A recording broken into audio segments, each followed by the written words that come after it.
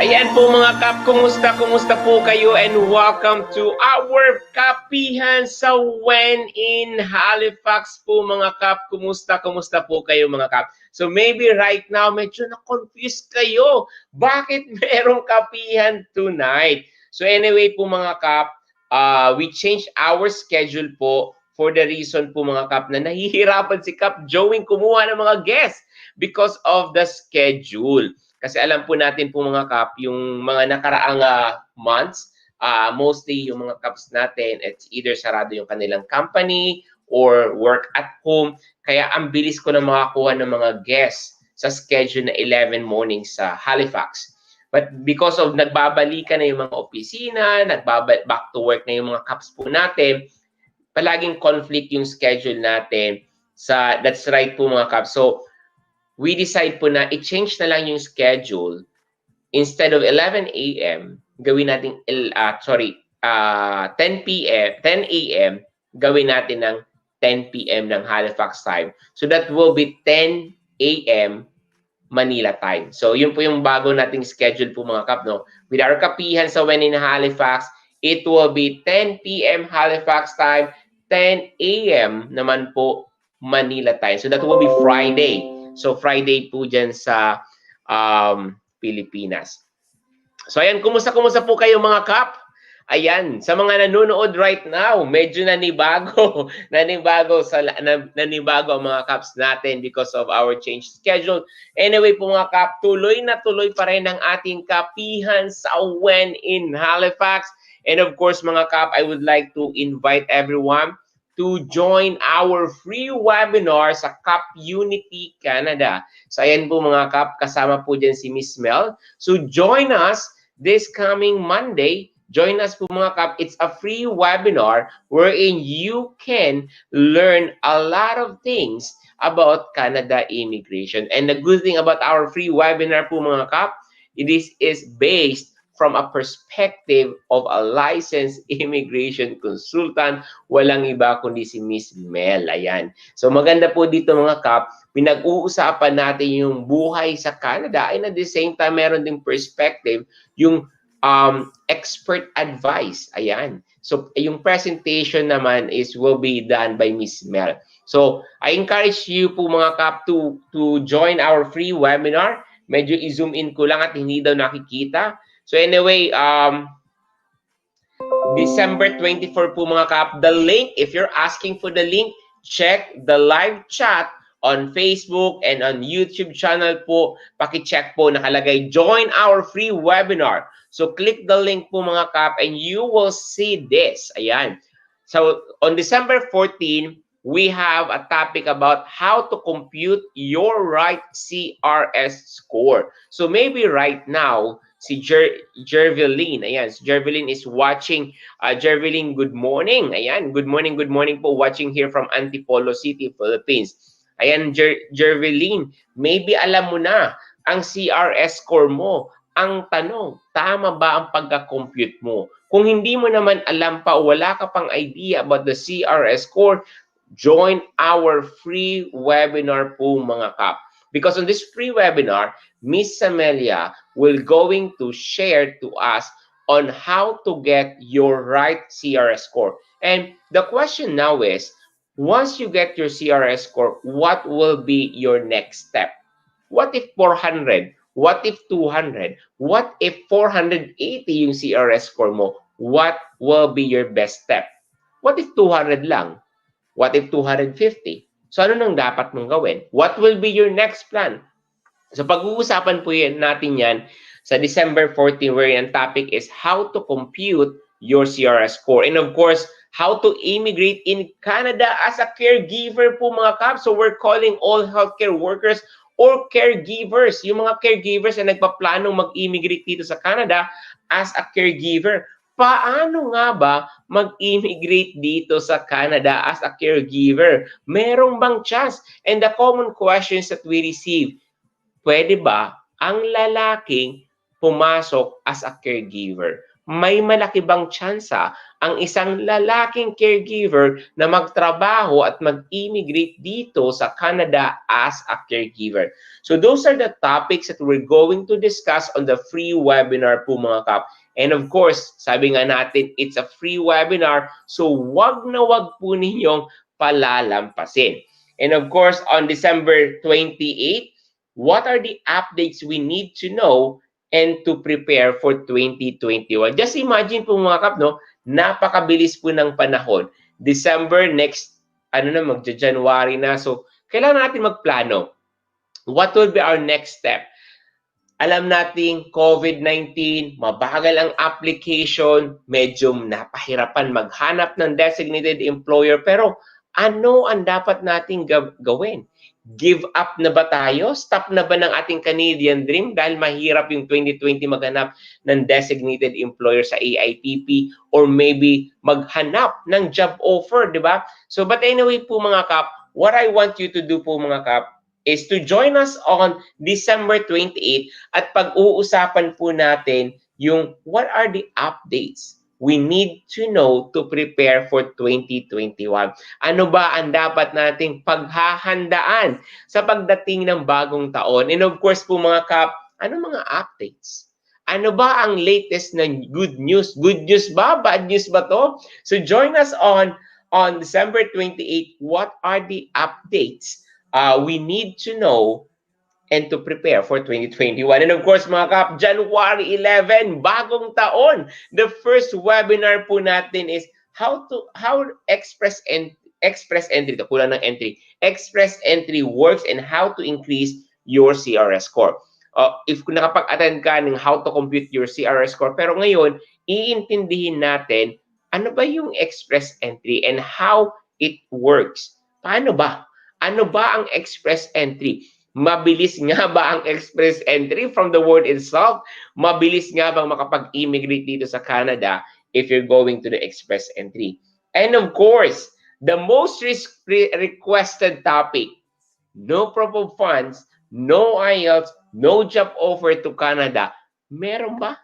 Meron ba talagang meron bang no proof of funds, no IELTS, no job offer to Canada? Meron bang program dito sa Canada? Because there's a common questions, Kap, hirap ako mag-IELTS eh. Meron bang walang IELTS? Kap, wala kayo masyadong proof of funds. Meron bang program sa Canada na walang proof of funds?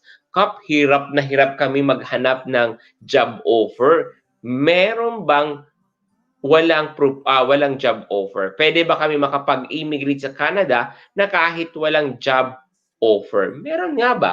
Or pwedeng isang programang walang proof of funds, walang IELTS, walang job offer, meron ba? So those are the questions that we will answer on January 18. So what I want you can sign up today. Sign up na po kayo kasi limited ang spots lang or limited slots lang po ito. So, I want you to sign up now. Click the join now.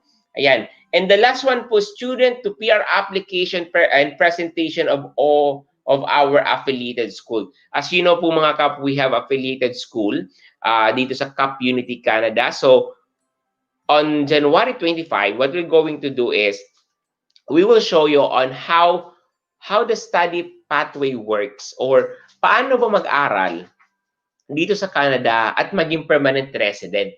And of course, nagtatanong ka, anong magandang school? Saan dapat ako mag-aral? So we will show you yung mga affiliated school po natin. So napakadami to. So we will just to to put it in 1 hour. But anyway po mga kap, attend our January 25 webinar. And of course po mga kap, that's it for our webinar for December and January. I want you to sign up now bago ka pa maubusan ng spot kasi limited lang po itong spots natin. And of course mga kap, wag na wag niyong palalampasin.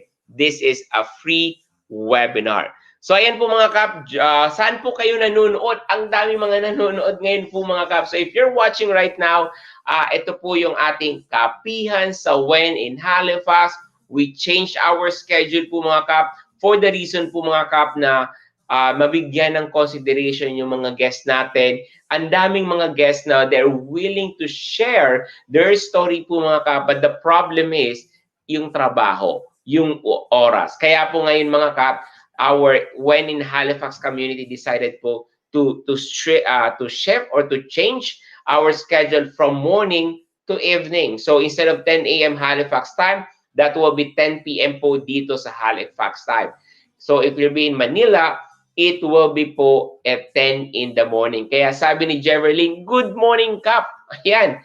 So, and of course po mga Kap, ano bang magandang pag-usapan today sa ating KAPehan? So, the first thing po siguro mga Kap, ang common na tinatanong natin, the AIPP. So, the AIPP is the common palagi po natin na-encounter ang common questions dyan. What if wala pa akong makuhang employer? Ano po ang dapat kong gawin? So the first question, paano ang dapat kong gawin? Paano kung wala po akong makuhang designated employer? So the first thing that you need to remember po mga kap, kung hindi mo napanood yung kanina lang na live streaming from iScience and of course in partnership with East Coast Filipino Portal, yung how to write a resume, I would suggest to watch that one po mga kap because this is a very powerful video wherein Asi, one of the iScience team,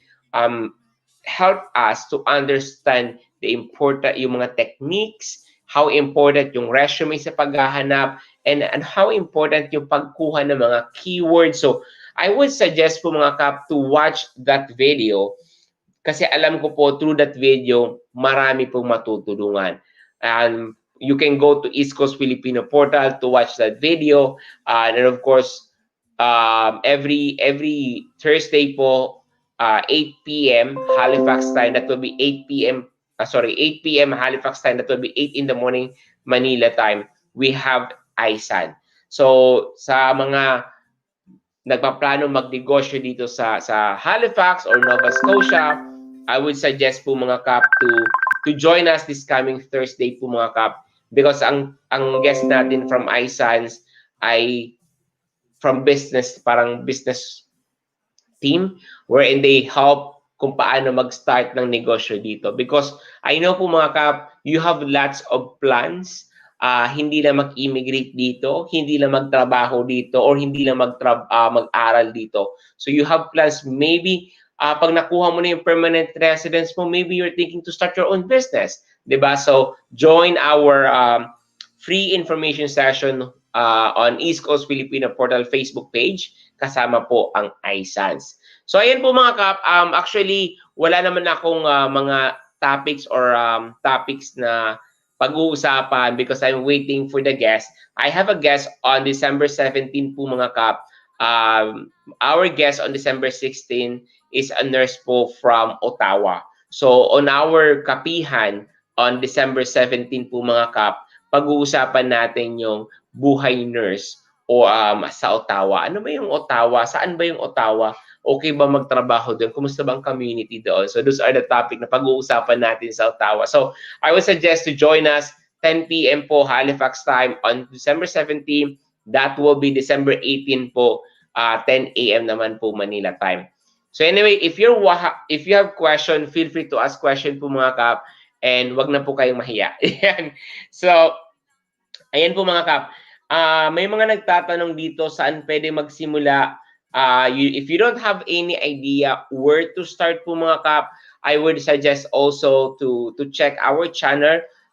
There's a lot of information that you can get po mga kap. We created hundreds of videos about immigration, and of course live stream every Friday po. We have live stream with Miss Mel. So it's a Q&A. So you can ask question. Kung hindi mo alam saan magsimula, join us on our Pinoy Canada Immigration Q&A live streaming. And of course, gusto ko bang makakuha po ng maraming information? Gusto ko bang matuto? Then join us on our free webinar every Monday po yun, Halifax time. That will be 11 p.m. po. 11 p.m. Halifax time, Monday. So ngayon, ay Kap, alam mo Kap, gusto ko nang magsimula pero anong pathway para sa akin? Then use our free initial assessment ng KAPehan Canada. So what will happen with the initial assessment form is that our team will give you an overview of what are the programs that is for you according to your background, according to your experience, according to your documents na hawak mo. So I would suggest to use the initial assessment tool. It's a free, and of course our team dedicate their time and effort to do the overview, the initial assessment, para at least alam nyo kung saan ka doon, and of course anong dapat mong gawin or anong program para sa'yo. But again, Kap, very overview lang. Gusto ko mas comprehensive. Gusto ko one-on-one with Miss Amelia. Definitely po mga Kap, you can have a one-on-one consultation with Miss Amelia, our licensed immigration consultant. Just message us on our email, info@capunitycanada.ca. So, and of course mga Kap, before we end our KAPehan sa When in Halifax, gusto ko din kayong invite to join, to follow me on Instagram. I'm trying to use the new features of Instagram, the real REEL, tama ba? REEL, yun, real Instagram. So it's like a TikTok, pero I'm planning to do a short tips and tips on the Instagram. So follow me po mga Kap. Napakaganda nung Instagram reel kasi short to 15 to 30 seconds. So direct to the point na yung yung pag-response doon. So I would suggest to follow me on the Instagram. So ayan, sa mga nanonood ngayon, kumusta po kayo? Ayan. So kumusta? Ayan. And of course po mga Kap, join our group, KAPehan Canada. Search nyo lang po, KAPehan Canada. Join our student, our caregiver pathway, OFW, and of course, our Pinoy Canada Immigration Forum. Ayan. So, ayan. So, if you're going, kasi malapit na po ang Pasko po mga Kap, no? Malapit na po ang Pasko. So, if you have a one wish, ayan, ano yun? So, yun. Ano ang wish mo? If you're coming here, papunta ka na sa Canada, or hindi pa, nagpaplano ka pa lang, if you will be given a chance to ask one wish, what it will be? Ayan. Ano ba ang iyong wish this coming new Christmas? Ayan. Ano ba ang wish mo ngayong Christmas? So, please, ano daw, peace on earth. Peace on earth.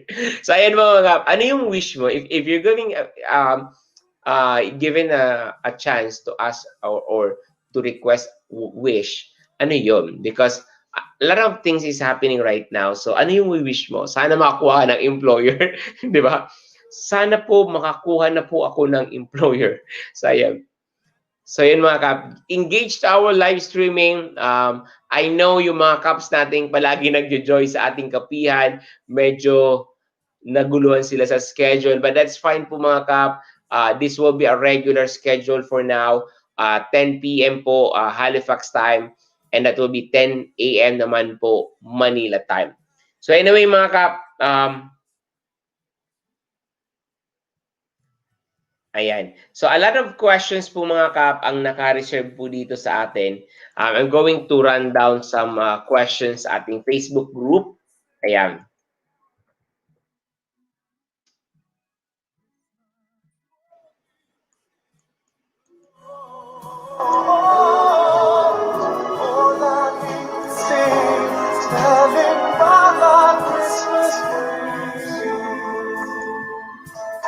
Christmas won't be the same. Christmas won't be the same. Christmas won't be the same.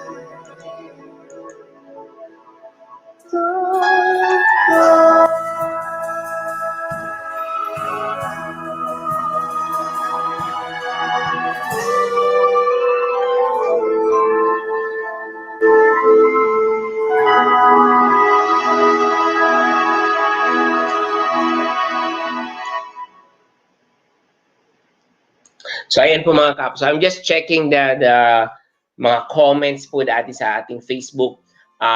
Sabi ni Tina Daniel, thank you sir for your piece of advice. Would be grateful po if you could provide a cover letter sample required to the employee. So mga kap, I have a copy of a cover letter po from Miss Alva. So Miss Alva is one of our guests di sa ating kapihan sa When in Halifax. And actually, she shared yung complete guide on how to write cover letter and Canadian resume. So I would suggest also to click that link and download a copy of the free guide from Miss Alva. So Miss Alva is our guest. I think pang 6 or 8 natin. And of course, tinuruan po tayo ano yung mga resume or tips on how to write a resume. And of course, tinuruan din tayo during the interview, 'di ba? And speaking of tinuruan, we also invited yung iSans, si Miss Cassidy. So Cassidy also shared to us yung mga tips on writing a resume. Sabi nga, writing 101. So I would suggest to watch that video as well kasi marami pong mga information kayong pwedeng makuha on how to write a resume. Napakagandang mga tips na nakuha ko doon habang nanonood din po ako doon sa video is that there is a keywords that you need to emphasize or you need to highlight. One of the tips na natutunan ko is if, let's say for example, nakapost po sa Job Bank or nakapost po sa Indeed, may specific na mga keywords po ang hinahanap. Let's say for example, hinahanap nila proficient on this machine or proficient on this kind of skills or there's a skill set that is ito yung mga kailangan na skill set. So those skill sets you need to do it also on your resume. So that's the keywording. So I cannot explain it well, but I would suggest to watch that video because Cassidy is one of the experts in terms of writing a resume, creating a cover letter, and this is from iSans. So iSans partner with East Coast Filipino Portal. So napaka-valuable po yung information that you can get from this video. So if you want the link of the video, I want you to comment on the comment section. And of course, mga kap, someone asked about the guide from Miss Alba. I'm going to share it now on the comment section as well. So if you want to get a copy of the guide, the resume guide, and of course, how to write your cover letter, I would suggest go now on the live section chat on YouTube or Facebook. Click the link. Nakalagay po din the https/m.me when in Halifax and click that link and I will send directly the guide on your messenger. Another, what is the name of the company ninyo, Ma'am Gloria? I think the live stream that I have about the successful AIPP applicant from Miss Gloria, it's been a year, a year or 2 years na ba to? But anyway, someone message or comment. I think we didn't mention the company. Meron po ba kaya kung hiring na pharmacist assistants? There are a lot also of opening for pharmacist assistant. You can check the job bank as well. Kap, ano po kami ng partner ko, di kami magkasama ng isang bubong. Nag-meet po kami dito sa Hong Kong, nakapag-Canada na po siya till now. Thanks po. And I think po mga kap, pag pinag-uusapan natin yung common law or common partner, the key for that, you need to prove na kayo ay nagsasama. So, yun lang po yung pinaka-importante. Ang hagandahan po dito sa Canada is ini-entertain or ina-acknowledge po yung common law partner. However, you need to prove po na yung common law. So, paano nga patunayan na kayo ay nagsasama? And of course, documents. Let's say, rent. Nakapangalan kayo, joint account, nakapangalan kayo, mortgage, nakapangalan kayo. So that's also one way to prove na kayo ay common law. And marami pong mga questions dito, but I just want to highlight some informations na pwede po natin na pag-usapan. And of course, sabi naman niya, thank you po sir, job offer na po ako, next ko, DIY lang po ako. So yun mga kap, yun yung comment ni iMarts. And of course, panoorin nyo rin, ano ang NOC code ng RM is applying as a CCA here in Canada. So watch that video as well po mga kap. And of course, questions that's it says that ang daming questions. But anyway po mga kap, ayan. Idol, pwede po mag-apply dito sa Pinas without the police clearance from Saudi. Tama po ba? So I think a lot of questions that I would reserve it for Miss Mel. But if you have questions, feel free to ask question po dito. I'm just checking the comment section po mga kap kasi alam ko maraming mga hindi ko na-replyan last time. And another question is, how about NCLEX passer? Will it be considered? So if you're an NCLEX passer po mga kap, alam po natin na dito sa Canada, kailangan ng NCLEX. If you want to be a nurse, you need to take an NCLEX exam. So ano yung NCLEX? NCLEX exam is an examination po to be an RN na ginagamit sa US, no? So dito sa Canada is yun din pong ginagamit na ano ba to get your license, you need an NCLEX. Sa Canada, ganun din po. However po mga kap, hindi po ganun kadali ang gagawin mo if ever pupunta ka dito sa Canada. Hindi po ganun kadali if you're going to compare it to United States. So dito po sa Canada, you need to process your NNAS. You need to process your NNAS first. Ano ba yung NNAS? Kung familiar po kayo sa ECA, ang NNAS ay pareho yung kanilang, para sabihin na pareho yung kanilang ginagawa. However, yung NNAS ay nakafocus sa nursing career mo. So, halimbawa, you are registered nurse for several years. Ang tatrabawin ng NNAS is to quantify, to evaluate, ititimbang po yung nursing career mo, education, experience mo sa Canadian nursing. Ito ba ay equivalent? Ito ba ay nami-meet mo yung pagiging nurse ng Canada? So ngayon, magre-release po ng advisory report si NNAS. Sabihin ng NNAS, okay, kulang ka sa experience kulang ka sa education, halimbawa. Sasabihin niya, non-comparable, comparable, mga ganun. From that word, submit mo yun sa Board of Nursing, and sabi ng Board of Nursing, okay, you need to do a bridging course. 1-year bridging course, or you need to do the OSCE.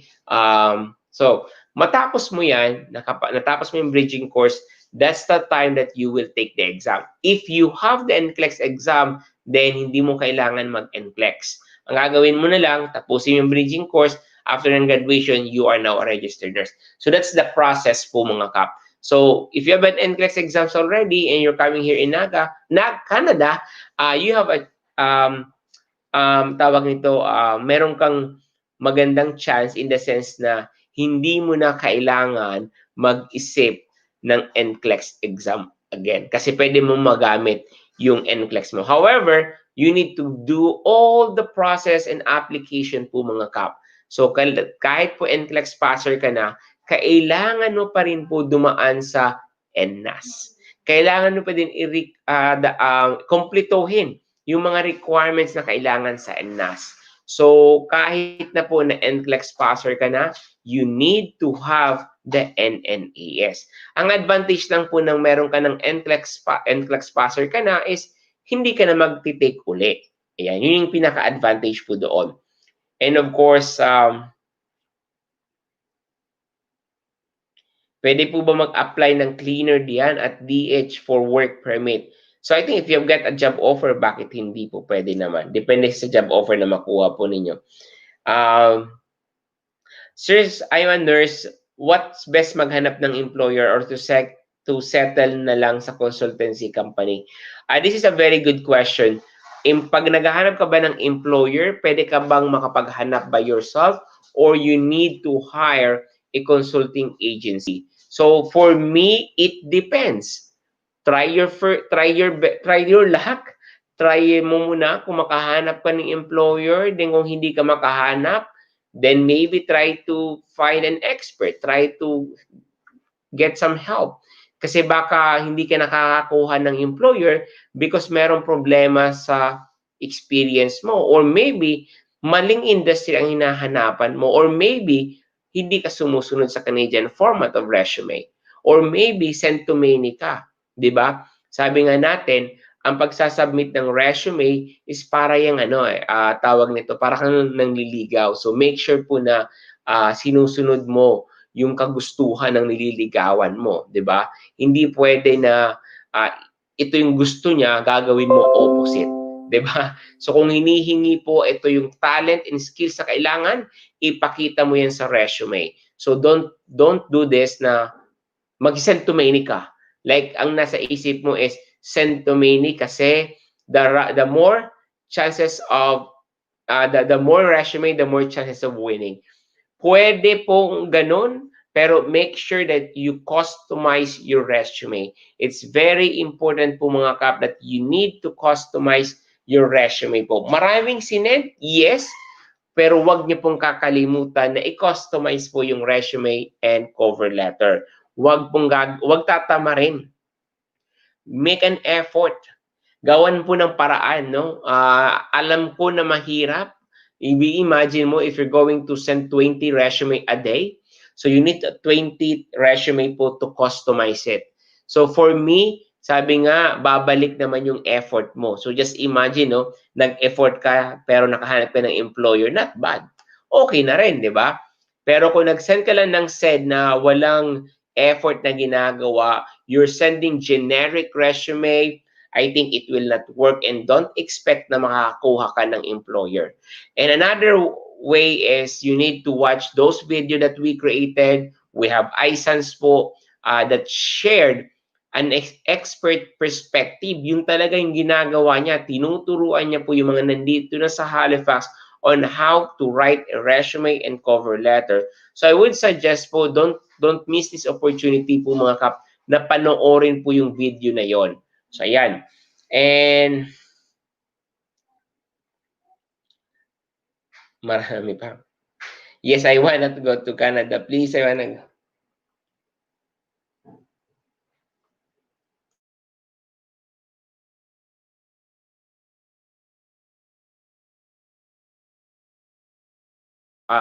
And of course, tanong din ni Lynn Lloreta, how about when to buy a new house? Kailan ba ka talaga bibili ng bahay? I would suggest connect with Kuya Donic. Kuya Donic is our caps or kapatid natin sa East Coast Filipino Portal. Pagdating sa pagbili ng bahay, Kuya Donic is a highly recommended po na financial advisors and of course sa pagbili ng mga bahay. So, kailan ba talaga bibili ng bahay? Kung kaya mo na on your day one, if you're a permanent resident, on your day one, may pang down payment ka, expect mo lang siguro mataas yung interest rate because of you are new immigrant, wala ka pang credit score. Pero pwede ka na bumili ng bahay as long as you're a permanent resident. Kung hindi naman, number one na dapat mong gawin is, kung hindi pa kaya financially, establish your credit score, save at least 20 to 30% down payment, ng 20 to 30% down payment po. So, if 200, 300,000 po yung bahay, then 30% kailangan mong i-prepare. Again, the down payment will depend on the credit score. So, mas maganda yung credit score mo, mas mababa po, tama, mas mababa yung iyong credit, magababa yung iyong interest rate. However, po mga kap, I'm not expert on this. I would leave this to Kuya Donick. So, if you are interested to know how to buy house here in Halifax, or in Canada, I would suggest to message me and ask for number or email from Kuya Donick. So Kuya Donick, a big shout out sa iyo. Kailangan ba ng IELTS sa pag-apply sa EIPP?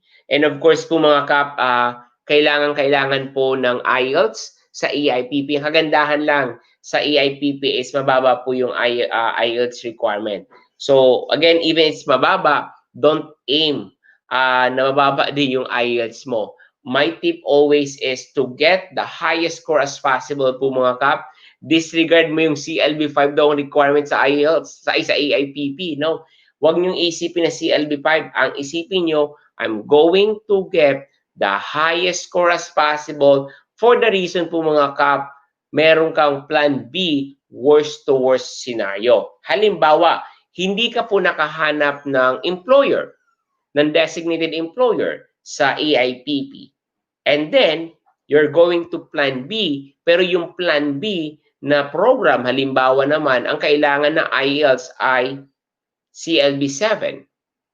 So, anong gagawin mo? CLB5 nakuha mo nung una. So, magti-take ka uli.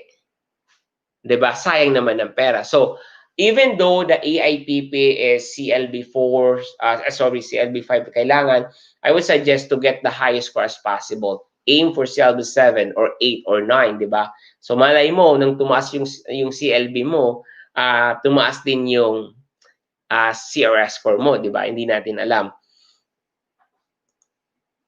Watching from Thailand, Kap, have a nice day po. And ayan. Ayan. And this is a big confusion po. Plano namin ni Mrs. na mag-express entry sa New Brunswick, RN si Mrs. dito sa Pinas. Ano ang dapat na ilagay niya na NOC niya sa pag-a-apply? Ang pagkakaintindi ko po kasi namin, pagdating diyan, hindi naman siya RM. So this is a very good question. Nagkakaroon ng confusion po kung anong NOC mo when you are applying. Always remember po mga kap, yung NOC mo ay pinag-uusapan dito yung work experience mo. Hindi pinag-uusapan dito yung ina-applyan mo. Okay? Kasi yung NOC, the purpose of NOC po is to identify or i-classify from the word itself, NOC, di ba? National Occupation Classification. Tama ba, classify? So, to classify yung work experience mo, kung ano yung trabaho mo. Kung ikaw ay RN sa Pilipinas, then ang NOC mo is 32. I'll just relate this on my base from experience. So, ako po, provincial nominee, Nova Scotia provincial nominee, I applied for Nova Scotia provincial nominee. That time, naghahanap po ng RN. Meron pong 3,000 something po yung hinahanap ng Nova Scotia noong 2015. Alam po natin na hindi po ikaw automatic magiging RN sa Nova Scotia kasi may mga kailangan na gawin. So anong NOC ginamit ko? NOC 3012. Makapagtrabaho ba akong RN dito agad-agad? No. Pero anong ginamit kong NOC? 3012 po. The reason why po mga kap is the 3012 is referring to your experience sa Pilipinas. my experience sa Pilipinas. Bakit po kailangan mag-NOC 3012 ako na hindi naman po ako makakapagtrabaho ng RN? Always remember, the purpose of the NOC 3012 is to identify ng immigration ng Canada kung ano yung experience mo sa Pilipinas or anong experience mo sa abroad or anong experience mo ikaw mismo or si misis mo. Hindi pinag-uusapan dito kung anong trabaho mo pagdating mo sa Canada. Yun po yung explanation doon. So maraming nagkakaroon ng confusion with that. But again, thank you very much, Jefferson, for that question. Kasi gaya po ng pag-apply ko dito, Nova Scotia Provincial Nominee, I applied 2015-2016 po. I applied for provincial nominee that time. Ang hinahanap nila ay RN. Hinahanap nila ay nurses. Alam din po ng Nova Scotia na hindi naman po kami automatic magiging RN. So anong NOC ginamit ko? It's NOC 3012.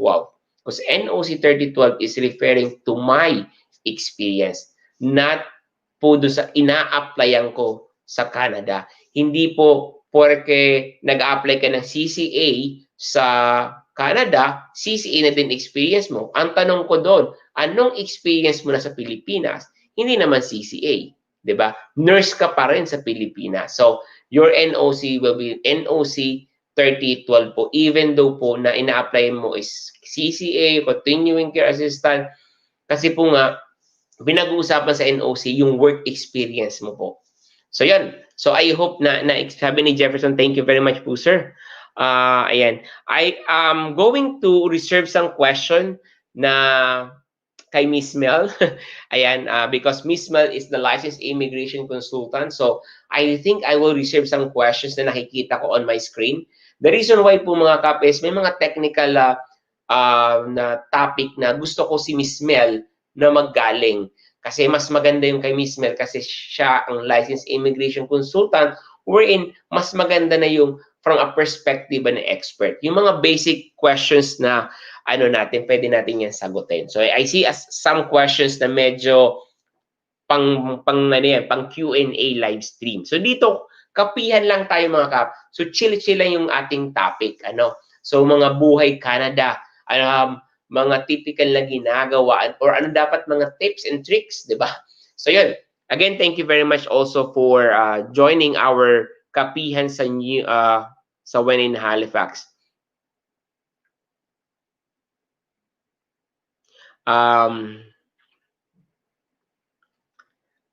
PT.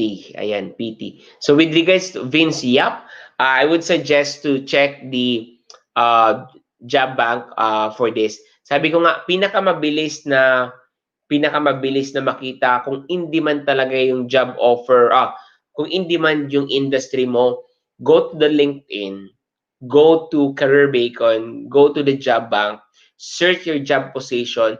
Kapag nakita mo na palaging may latest, let's say for example, 20 latest post or recently posted or maybe a week ago posted. So makikita mo yung frequency na meron talagang posting every single day on that industry. Sabihin mo, in demand yung aking job o job position. If you go to Career Beacon, you go to the LinkedIn, you go to the job bank, tinype mo yung job position mo and nakita mo job position posted 5 months ago or 3 or 4 posts 2 months ago or 1 month ago, 2-3 posts. So makakapagsabi ka na, ay, medyo hindi pala in demand yung position ko kasi from the job bank itself, kulang yung nagpo-post.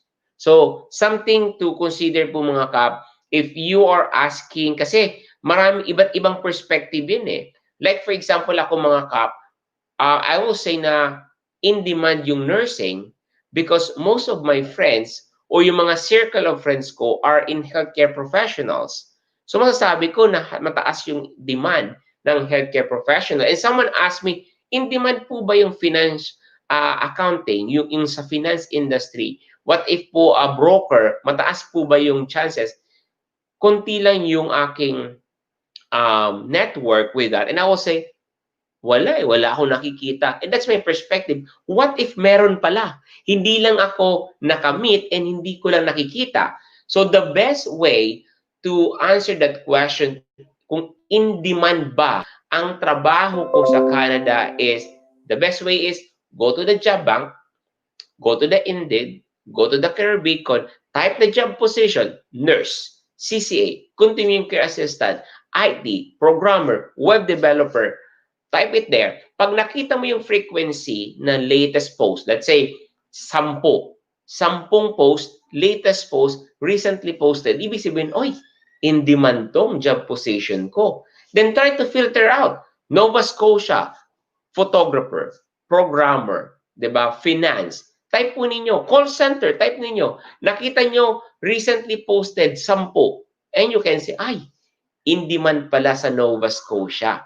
So that's one way to check kung yung job position mo is in demand. So walang bias, 'di ba? So and at the same time, nakapag-job search ka na rin. So yun yung pinaka-tip ko po if you are asking, in demand ba ang aking job industry, yung job position ko sa Canada? Marami akong mga tanong na in demand po ba ang teacher, ang architect and engineer, how about the electrician, the truck driver? Mahirap sabihin because po mga kap, hindi ko po nalilibot yung lahat ng industry. And I don't want to say na, ay, wala ka pag-asa. Wala ako nakikita niyan. Malay mo, mali ako. 'Di ba? Malay mo, there's a demand, pero hindi lang po ako na-expose doon. 'Di ba? So, mas maganda siguro na you go to the career beacon, go to the in LinkedIn, job bank, try to search your job position and observe yung posting. Kailan ba yung huling nag-post? Recently lang ba yon? 1 week lang ba yon? Or a day ago? Pag maraming recent, ibig sabihin po mga kap, there's a demand. 'Di ba? So yun, I hope I'm able to answer that. And of course, sabi ni Nel Lazaro, hello po kap. Ayan. Question about NOC pa, paano po kapag current job description mo is supervisor, katumbas ng manager position based sa NOC code, pwede po pang gamitin yung manager NOC code. And of course, this is also a very common, Roselyn Chua. The best thing, the key for that po mga kap is, parang alam niyo sa exam, matching type, yung 'di ba yung ima-match nyo si A to 'di ba ima-match nyo. So I would suggest na gawin niyo yung matching type. So if you meet like ano ba talagang job position ko, anong NOC ba dapat, so kunin niyo sa NOC, meron yung job description or job responsibility, and kunin mo yung iyong resume din or yung certificate of employment mo and i-match nyo. I-match, eto sa akin, meron ako niyan. Eto, meron ako niyan. Eto, if 90%, sabi nga ni Miss, if 90% nagmi-meet, then that's your NOC. Dapat 90% of the NOC nagmamatch doon sa iyong current work or job responsibility. So the best thing to do that, kunin mo yung job description ng NOC na to, eto na yung work experience mo, i-match mo. Literally po mga kap, gawin mo yung, di ba yung parang nililinyahan? So, i-try ninyong i-match. Then, the key for that is, sabi ni Miss Mel, 90% dapat na-meet mo yung NOC na yon. Then, that's your NOC. Kumusta po kayo dyan sa Halifax? Sabi ni Roselyn Sumalinog. May nabasa kasi akong news sa internet. Keep safe po and God bless. And of course, Roselyn, thank you very much for joining us. Kani-kanina lang, di ba? Live tayo kanina from iSense po yun. So, iSense is a very good po siya, organization helping for a newcomer. So if you're coming here po mga kap, I highly recommend to connect with iSense. Malaking tulong po yung iSense, most especially for the immigrant na gaya po sa atin. Okay lang po bang study sa PEI then after graduating? I will take for job bank, BC or Ontario. Depende po, mag-study sa PEI. Sabi ni Vince, pwede ba mag-aral sa PEI? I think wala namang problema because sabi nga, because of the, pwede tayo mag-move anywhere in Canada. However po mga kap, consider mo yung pagbabiyahe, yung PEI to BC and Ontario, medyo may distansya din po yan. Ontario, I'm not sure kung pwedeng i-drive pero may distansya din po yan. PR application kung makaka-apekto, depende po, no? Pumunta ka sa BC, ang tanong doon, anong program para sa'yo? 'Di ba? So I would suggest to check the BC, check the Ontario. Ano ba yung program na pwede mong makuha if ever? Mas malaki ba ang chance na maging PR ako sa BC? Mas malaki ba ang chance na sa Ontario? 'Di ba? So I would suggest na tingnan mo yung different perspective.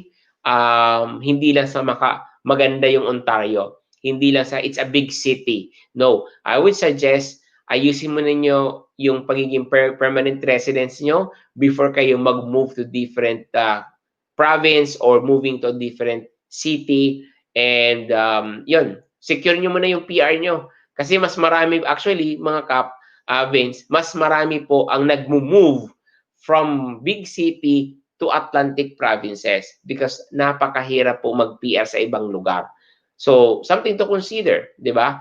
Bakit yung ibang Filipino, after nila mag-aral sa ibang province, lumilipat dito sa Atlantic province, lumilipat dito sa Nova Scotia, and tanungin mo sila, ang sagot nila, mas madali po kasi mag-PR dito sa Nova Scotia. But again po mga kap, it will depend on your program, it will depend on your background, depend sa work experience mo. That's why I would suggest na i-check nyo, ano ba yung program, ano ba yung province na merong program para sa background ko, para sa work experience ko. Kasi hindi po pare-pareho. Every province, they have their own program, they have their own pilot program, they have their own provincial nominee. And may mga ukay-ukay po ba dyan, sabi ni Roshly. Ayan. And of course, speaking of ukay-ukay, Roshly, marami din ditong ukay-ukay, no? Before po mga kap, nung pumunta ko dito, mga first year ko, I thought na yung ukay-ukay is the cheapest way na mag-shopping dito. Kasi sa Pilipinas, di ba, if you want to shop na branded, di ba, maganda yung quality, imported, you go to the ukay-ukay sa Pilipinas, mas makakatipid ka, di ba? Makakabili ka siguro mga 30 to 50 pesos na winter jacket. However po mga kap, habang tumatagal ako, nare-realize ko na mas mura pala yung clearance sale sa mga branded products. Like for example, sa Gap, pumunta ka sa Banana Republic, pumunta ka sa Levi's, minsan mas may mura or sa Old Navy, basta makatiming ka lang ng clearance sales. Sometimes you can buy $1 of new shirt from Old Navy. Sa Banana Republic, makakabili ka ng $2, $5, di ba? So, pag pumunta ka sa ukay-ukay or we call it thrift store, makakabili ka ng mga shirt na ginamit na around $5. So, kung titimbangin mo, clearance sale or ukay-ukay na $5 the same price, bago to, branded din, di ba? I would go to the $5 brand new. So, yun yung something realization ko na mas makakatipid pala kapag clearance sale. Pero pag hindi clearance sale, mahal din po talaga yung mga damit dito because of the 15% tax. Kailangan magbayad ng tax. Sapatos, most especially, aabang ka lang perfect time to shop. Black Friday, ngayon, Boxing Day, Black Friday, tapos na Boxing Day. Ayan, Boxing Day pa na malapit na. So, yun. Yan, something to consider po mga kap. Pero kung tanong mo, marami bang ukay-ukay? Marami po. Meron din na thrift store, Salvation Army, Value Village. Ayan. And of course, another question is, I see po madami po kasing job offer na available sa BC and Ontario with regards to my profession, kaso mas mura ang tuition fee. So ito yung mga sitwasyon na you need to create a strategy, you know.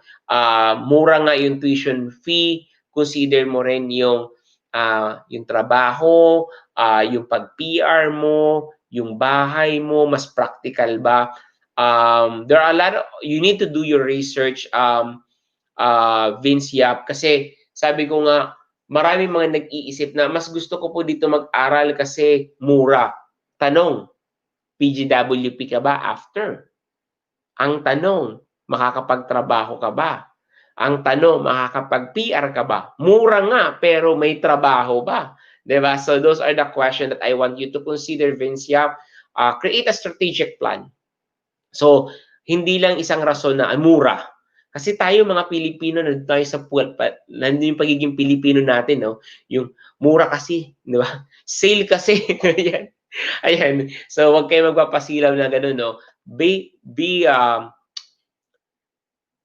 wise, create a plan. Do your research. Hindi lang sa mura, no? I would suggest do your research.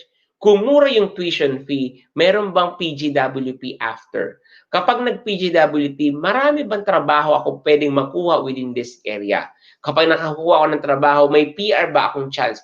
Kung wala, magka-travel ako, magkano ang travel ko going to Ontario? Magkano ang travel ko going to British Columbia? Pag nasa British Columbia, kung magkano yung rent versus doon sa PEI. Mas malaki ba yung trabaho pwede kong makuha? Magkano yung sahod ko pag na-hire ako sa PEI at pag na-hire ako dito?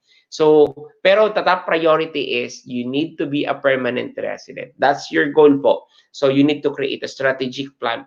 So, hindi po nyo nabasa yung tanong ko. Neil,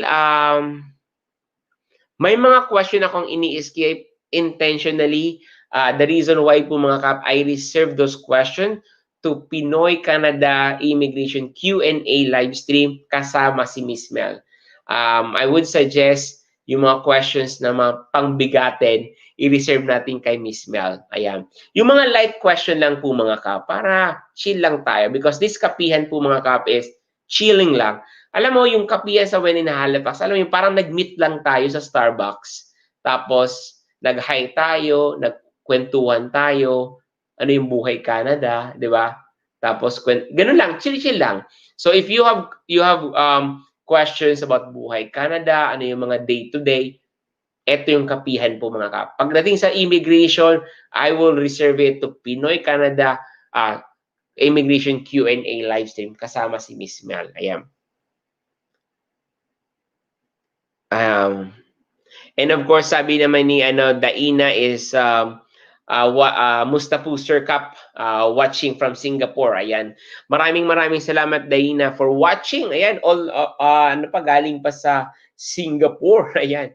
And hopefully sana makapunta na po kayo dito sa Neil, our program is regular, Neil, regular program every Saturday po yan, no? Every Saturday, 11 a.m. po Manila time. So, hindi po ninyo makakalimutan yan. Put it in your calendar po mga kap. Every Saturday, 11 a.m. Q&A yun. Tomorrow na yon. Hey, we'll watch again tomorrow para maraming naman akong matutunan. Yes, definitely po mga kap. And speaking of matutunan, I would also invite everyone po mga kap to join our free webinar. So, marami po kaming nakaschedule na free webinar for Cap Unity Canada. So, nandyan po on December 14, Zoom natin. So, we have the December 14, how to compute your right CRS score, how to immigrate to Canada as a caregiver on December 21, December 28, what are the updates we need to know and to prepare for 2021, how the express entry works, and how to increase your CRS score. That will be on January 11. No proof of funds, no IELTS, no job offer to Canada. It will be on January 18 po. And student to PR application, it will be explained by Miss Mel, and presentation of all of our affiliated schools. So it will be on January 25. So this session po mga kap, all all the month of January and December po. December and January po. So the link is already posted po mga kap sa comment section. I-click niyo lang po. Sir Cap, na yung member ng certificate po ba accepted instead of certificate of employment? Thank you po. Member of certificate. I'm not familiar with this. Late night kapihan tayo ngayong Cap. Ayan, sabi ni Mark Mortel. Mark, yes, Mark. Ayan, we changed our schedule. Mark, ayan, shout out to you, Mark. And of course, we changed our schedule mga Cap because of consideration sa mga Caps natin na gusto mag-guest pero they cannot do the guesting because of the schedule. So we make it late night, 10 p.m. to 11 p.m. Halifax time. That will be 10 a.m. naman po, Manila time. Ayan, umaga po sa Manila. And of course po, may mga questions dito na I intentionally po in-skip. Sabi ko nga, I will reserve those questions kay Miss Mel. Mas maganda na yun na galing sa isang expert in terms of immigration. Walang iba, of course, si Miss Mel. Someone asked me about KAPehan Canada. KAPehan Canada po is it's our company ni Miss Mel. We partner with Tied Up po, no? To help you po mga ka. So we have lots of programs that we created at the KAPehan Canada to help you. Ayan. So, and at the same time, mas maraming mga program na available na program to help you po mga kap. And one of the program is that the webinar. Ayan. Meron tayong free webinar po sa inyo. Meron po din po bang live dito sa YouTube? Wala po kasi kaming Zoom eh. So hindi siya Zoom, no? Hindi po siya Zoom. It is Community Zoho. So click the link. You can join. There are a lot of cup natin na OFW, Saudi, Dubai, Abu Dhabi, Hong Kong. Palagi silang nag-join sa webinar and it's free. Wala po tayong live neto and wala din recorded. This is live pala, live na live po ito, so walang recorded to. That's why you need to join the webinar. Kasi pag na-late ka, you will miss half of your life. Ganun, no? Charot-charot lang. Pero ang daming information na kayo makukuha from that webinar. So wag kayong magpapahuli. Be on time on this webinar at wala pong recorded. Marami, nung una, sabi nila, na-late sila, tapos hingi na sila ng copy. No, wala po. So this is a live webinar. I would suggest to be early kasi we start early and then of course this is a 1 hour live. So limited yung time natin. But again, be there. A lot of information you can get, most especially mga DIYers. Ang dami pong information that you can get. So that's it po mga kap for tonight. Our KAPehan sa When in Halifax. Excited ako for next week. We have a nurse from Ottawa wherein katrabaho po to sa Bicol. And of course, share niya po yung experience niya din sa Ottawa. And he is from Quebec and then moved to Ottawa. And yun yung kwento sa kanya. So join us po mga kap on Thursday, KAPehan sa When in Halifax with a new time slot of 10 p.m. Halifax time. Friday, 10 a.m. naman po. And that's it for tonight. Thank you very much. Wait lang, may pahabol. Sana magkaroon din po kayo ng agency dito sa Pinas para maiwasan ang mga scammer sa mga applicant. I think, Amy, magandang na suggestion to. But anyway, Amy, we don't have an agency sa Pilipinas. The reason why po mga kap is we are hands-on. Miss Amelia and myself and our team are hands-on with all our clients and applicants. So mga kap, na-monitor po namin, no? And at the same time, if you're worried na, paano kayo ipaprocess yun, no? Nasa Pilipinas ako, nasa Canada sila, paano kaya ipaprocess yun? Yun ang maganda mga kap, because with the community, we utilize po yung technology. Kaya po, very, very convenient po yung community because even though na nasa Singapore ka, nasa Pilipinas ka, nasa Dubai ka, we can help you po mga kap because of the technology that we have. We have internet connection. Everything is online. You can talk to us. You can talk to Miss Mel through the Zoho. It's not Zoom, it's Zoho. So everything is online. So madali lang, nasa Messenger din po kami, nasa Facebook po kami, nasa email po kami. So it's very convenient. We have lots of clients from Dubai, Abu Dhabi, even sa Saudi, even sa Pilipinas. So all over po yung mga clients natin this Community Canada. So I don't see any problem na nasa Pilipinas po kayo and kami tumutulong sa application nyo. So yun, wala kaming agency sa Pilipinas. Maybe wala pa ngayon, maybe future, pero most of our clients po, even though we don't have an agency sa Pilipinas, kaya po natin yan tulungan, kaya natin i-process with the help of the internet. Lahat na ngayon online eh, di ba? So, yon.